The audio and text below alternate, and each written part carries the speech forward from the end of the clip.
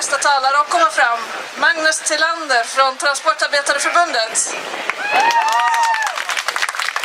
Ja, som sagt, jag heter Magnus Tillander och representerar Svenska Transportarbetareförbundet och våra ungefär 60 000 medlemmar. Först och främst vill jag tacka för inbjudan att få tala här idag. Det här är en viktig fråga som allt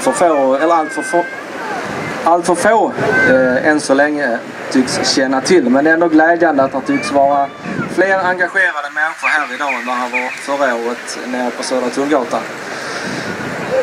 Innan jag börjar prata om TTIP så tänkte jag påminna om två andra frågor som ändå anknyter. Det första är ju folkomröstningen om EU-medlemskapet.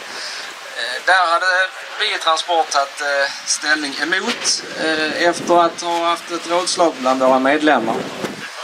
Det var ungefär samma löften då. Ökad tillväxt, högre sysselsättning och så vidare. Och framförallt i sluttampen blev vi lovade att den svenska modellen skulle inte hotas av ett medlemskap i EU.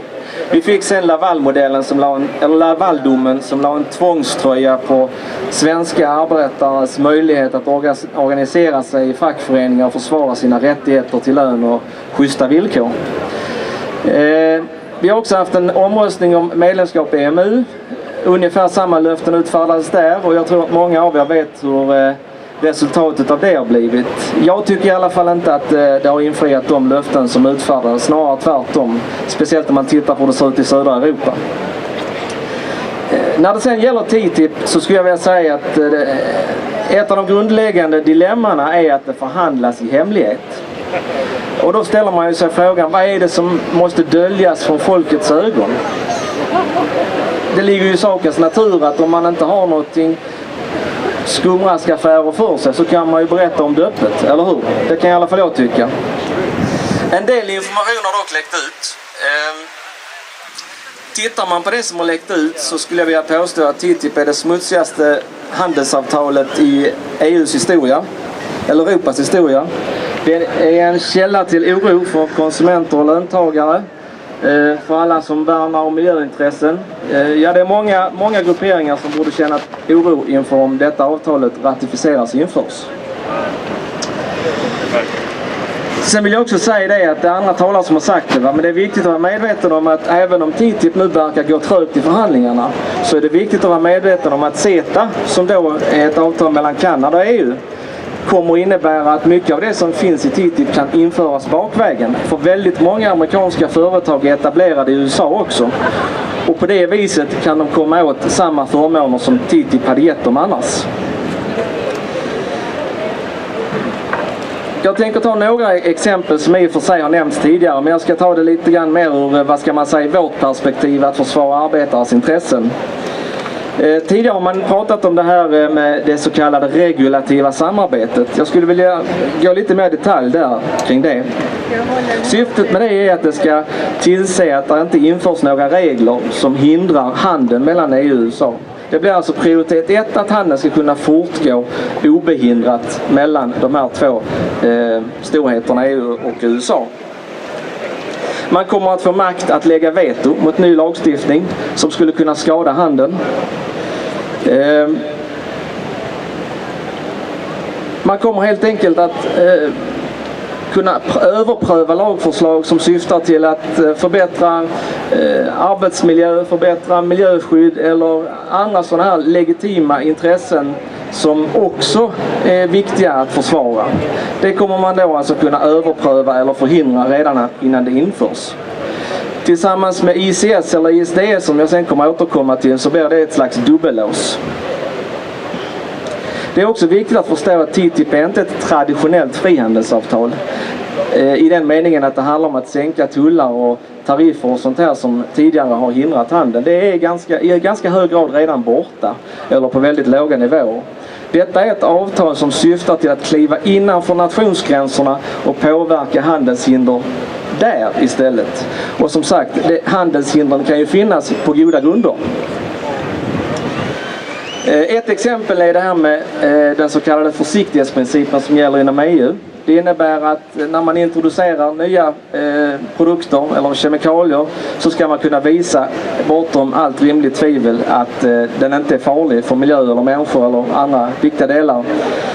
I USA resonerar man tvärtom. Där ska myndigheterna kunna bevisa att det är skadligt för att man ska få förbjuda det.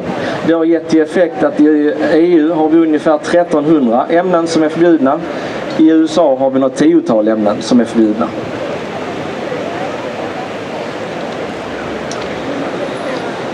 En fråga som jag inte har talat om här innan, det är det här med copyright och patent. Från förhandlingarna om CETA så vet vi att EU-kommissionen har ganska långtgående uppfattningar kring detta. Man vill ha ganska omfattande repression. Nu var det ju så att Kanada gjorde motstånd i den här delen, vilket innebar att det blev inte så illa som det ser ut att bli. Men då ska man då tänka på att den långtgående uppfattningen kring intellektuella rättigheter eller copyright som då EU har, där har man i USA en ännu mer långtgående krav. Vi riskerar att få system som innebär att enbart misstanken om att man har begått ett copyrightbrott medför att man kan riskera att drabbas av stora skadestånd.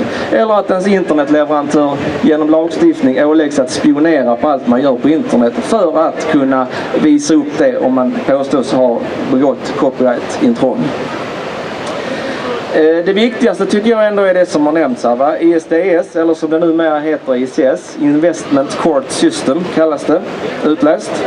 Det är ett slags parallellt rättssystem som ger företaget makten att förbigå de offentliga domstolarna.